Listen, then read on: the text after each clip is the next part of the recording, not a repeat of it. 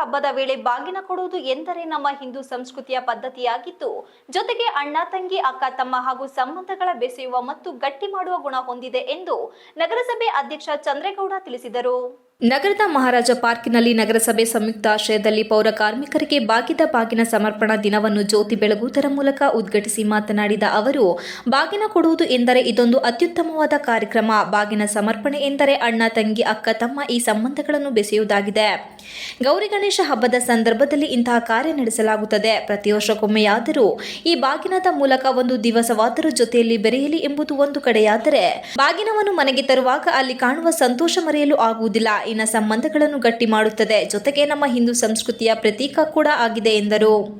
ಇಂತಹ ಸಂಸ್ಕೃತಿಯನ್ನು ಮಕ್ಕಳಿಗೆ ಈಗಿನಿಂದಲೇ ಪರಿಚಯ ಮಾಡಿಕೊಟ್ಟರೆ ಒಳ್ಳೆಯದು. ಶಿಕ್ಷಣ ಸಂಸ್ಥೆಗಳು ಕೇವಲ ದಾಖಲಾತಿಯತ್ತ ಗಮನ ಹರಿಸದೆ ಸಮಾಜಮುಖಿಯಾಗಿ ವಿದ್ಯಾರ್ಥಿಗಳನ್ನು ಬದಲಿಸಿದರೆ ಮಾತ್ರ ಅತ್ಯಂತ ಆರೋಗ್ಯದ ಜಗತ್ತನ್ನು ಸೃಷ್ಟಿಸಬಹುದು. ನಮ್ಮ ನಾಡಿನ ಸಂಸ್ಕೃತಿಯನ್ನು ಉಳಿಸಿ ಬೆಳೆಸುವ ಕಾರ್ಯವನ್ನು ಟೈಮ್ಸ್ ಗುರುಕುಲ ಸಿಬಿಎಸ್ಇ ಶಿಕ್ಷಣ ಸಂಸ್ಥೆಯಿಂದ ಮಾಡಲಾಗುತ್ತಿರುವುದು ಉತ್ತಮವಾಗಿದೆ ಎಂದು ಶ್ಲಾಘನೆ ವ್ಯಕ್ತಪಡಿಸಿದರು. ಟೈಮ್ಸ್ ಗುರುಕುಲ ಸಿಬಿಎಸ್ಇ ಶಾಲೆಯ ಸಂಸ್ಥಾಪಕ ಅಧ್ಯಕ್ಷ ಎಬಿ ಸುರೇಂದ್ರ ಕುಮಾರ್ ಮಾತನಾಡಿ, ಪ್ರಸ್ತುತ ಸಮಾಜದಲ್ಲಿ ಮನುಷ್ಯನ ನಡುವಿನ ಸಂಬಂಧಗಳು ಶಿಥಿಲಗೊಳ್ಳುತ್ತಿದ್ದು, ಯಾಂತ್ರಿಕ ಬದುಕಿನ ಕಡೆ ತಿರುಗಿರುವ ಮನುಷ್ಯ ಸಂಬಂಧಗಳನ್ನು ಕೇವಲ ಮೊಬೈಲ್ ಹಾಗೂ ಫೇಸ್ಬುಕ್ಗಳಲ್ಲಿ ಉಳಿಸಿಕೊಂಡಿರುವುದು ವಿಷಾದ ಎನಿಸಿದೆ. ಇಂತಹ ಸಮಯದಲ್ಲಿ ಶಿಕ್ಷಣ ಸಂಸ್ಥೆಗಳು ಹೆಚ್ಚಿನ ಜಾಣತನದಿಂದ ಹಾಗೂ ಅಷ್ಟೇ ಜವಾಬ್ದಾರಿಯಿಂದ ವರ್ತಿಸುವ ಮೂಲಕ ಮಕ್ಕಳಲ್ಲಿ ಸಂಬಂಧದ ಮೌಲ್ಯ ಮತ್ತು ಅವಶ್ಯಕತೆಯನ್ನು ಕುರಿತಂತೆ ಪ್ರಾತ್ಯಕ್ಷಿತೆ ಮೂಲಕ ತಿಳಿ ಹೇಳಬೇಕಾಗಿದೆ ಎಂದು ಕಿವಿಮಾತು ಹೇಳಿದರು. ವಿದ್ಯಾವಂತ ಸಮುದಾಯವು ನಗರವನ್ನು ಸ್ವಚ್ಛವಾಗಿಡಿ ಎಂದು ಕರಪತ್ರ ವಿತರಿಸಿ ಈ ಮೂಲಕ ನಗರವನ್ನು ತುಂಬಿಸಿದರೆ ಓದು ಬರಹ ಬಾರದ ಪೌರ ಕಾರ್ಮಿಕ ಮಹಿಳೆಯರು ಎಲ್ಲವನ್ನು ಸ್ವಚ್ಛಗೊಳಿಸಿ ನಗರವನ್ನು ಸುಂದರಗೊಳಿಸುತ್ತಾರೆ ಎಂದರು. ಸ್ವಚ್ಛತೆ ಬಗ್ಗೆ ನಿಜವಾದ ಅರ್ಥವನ್ನು ಮಾಡಿಕೊಳ್ಳುವ ಅವಶ್ಯಕತೆ ಇದೆ ಎಂದು ಸಲಹೆ ನೀಡಿದರು. ಈ ನಿಟ್ಟಿನಲ್ಲಿ ಗುರುಕುಲ ವಿದ್ಯಾಲಯವು ಪೌರ ಕಾರ್ಮಿಕ ಇಲಾಖೆಯಲ್ಲಿ ಸ್ವಚ್ಛತಾ ವಿಭಾಗದಲ್ಲಿ ಕಾರ್ಯನಿರ್ವಹಿಸುವ ಸುಮಾರು 75 ಮಹಿಳೆಯರಿಗೆ ಬಾಗಿನವನ್ನು ನೀಡುವುದರ ಮೂಲಕ ಅವರನ್ನೆಲ್ಲ ಸಹೋದರಿಯನ್ನಾಗಿ ದತ್ತು ಪಡೆದುಕೊಳ್ಳಲಾಗಿದೆ ಎಂದರು.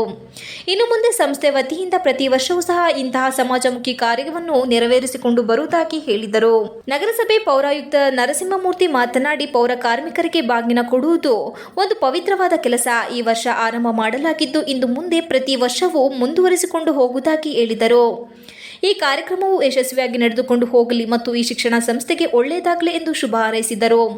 ಇಂದಿನ ಮಕ್ಕಳೇ ಮುಂದಿನ ಪ್ರಜೆಗಳು. ಚೆನ್ನಾಗಿ ಶಿಕ್ಷಣ ಪಡೆದು ಈ ದೇಶಕ್ಕೆ ಒಳ್ಳೆಯ ನಾಯಕತ್ವವನ್ನು ಕೊಡುವ ಶಕ್ತಿ ದೇವರು ನಿಮಗೆ ಕೊಡಲಿ ಎಂದರು. ಇದೇ ವೇಳೆ 75 ಜನ ನಗರಸಭೆ ಪೌರ ಕಾರ್ಮಿಕರಿಗೆ ಟೈಮ್ಸ್ ಗುರುಕುಲ ಸಿಬಿಎಸ್ಇ ಶಿಕ್ಷಣ ಸಂಸ್ಥೆಯಿಂದ ಬಾಗಿನವನ್ನು ಮುಖ್ಯ ಅತಿಥಿಗಳು ಹಾಗೂ ಶಾಲಾ ವಿದ್ಯಾರ್ಥಿಗಳು ನೀಡಿ ಸಂತೋಷ ಕಳೆದರು. ಕಾರ್ಯಕ್ರಮದಲ್ಲಿ ಇಂಜಿನಿಯರ್ ವೆಂಕಟೇಶ್, ಆರೋಗ್ಯಾಧಿಕಾರಿ ಮಂಜುನಾಥ್ ಇತರರು ಉಪಸ್ಥಿತರಿದ್ದರು. Srinivas, TV 46 Malenadu news, Hassan. ಒಳ್ಳೆ ನಾಟಿ ಕೋಳಿ ಸರ್ವ ಶಾವಿಗೆ ಎಲ್ಲ ಪಟ್ಟಿರ್ತಾಳೆ, ನಾನ್ ವೆಜ್ನವ್ರಿಗಿದ್ದು ಆ ಒಂದು ಸಂತೋಷದಲ್ಲಿ ಹೋಗಿರ್ತೀವಿ. ಆಮೇಲೆ ದೂರ ಇರ್ತೀವಿ, ಅವ್ರನ್ನ ಬೇರೆ ಊರಿಗೆ ಕೊಟ್ಟು ಮದುವೆ ಮಾಡಿಕೊಟ್ಟಿರ್ತಾರೆ. ಪದೇ ಹೋಗಕ್ಕಾಗಿರಲ್ಲ. ಕನಿಷ್ಠ ವರ್ಷಕ್ಕೊಮ್ಮೆಯಾದರೂ ಹೋಗಿ ಅಕ್ಕ ತಂಗಿಯರ ಬಾಂಧವ್ಯ, ಅಣ್ಣ ತಮ್ಮದಿರೋರೆಲ್ಲ ಅವರ ಜೊತೆ ಬೆರೆತು ಬರಲಿ ಅಂತ ಮಾಡಿರೋದೇ ಈ ಬಾಗಿನ ಕೊಡೋ ಕಾರ್ಯಕ್ರಮ. ಇದು ಸಂಬಂಧಗಳನ್ನು ಬೇಯಿಸುತ್ತೆ, ಸಂಬಂಧಗಳನ್ನು ಗಟ್ಟಿ ಮಾಡುತ್ತೆ. ಇದು ನಮ್ಮ ಹಿಂದೂ ಸಂಸ್ಕೃತಿಯ ಪ್ರತೀಕ ಕೂಡ. ಇಂತಹದನ್ನ ಮಕ್ಕಳಿಗೆ ಈಗಲೇ ಪರಿಚಯಿಸಿ ನಮ್ಮ ಸಂಸ್ಕೃತಿಯನ್ನು ಉಳಿಸಿ ಬೆಳೆಸುವ ಕಾರ್ಯವನ್ನು ಟೈಮ್ ಗುರುಕುಲದ ಸುರೇಂದ್ರ ಅವರು ಸ್ಟಾಪ್ ಮಾಡ್ತಾ ಇದ್ದಾರೆ. ಅದಕ್ಕಾಗಿ ನಾನು ಅವರಿಗೆ ಆಭಾರಿಯಾಗಿದ್ದೇನೆ. ಈ ಸಂದರ್ಭದಲ್ಲಿ ತಮ್ಮ ಸಹೋದರಿಯರತ್ವವನ್ನು ತಮ್ಮಲ್ಲಿ ಕಾಣಕ್ಕೆ ಅವರು ಪ್ರಯತ್ನ ಮಾಡಿದ್ದಾರೆ, ಕಾಣ್ತಾ ಇದ್ದಾರೆ. ಈ ಥರದ ಸಮಾಜ ಕಾರ್ಯಗಳು ಹೆಚ್ಚು ಮುಂದುವರಿಯಲಿ.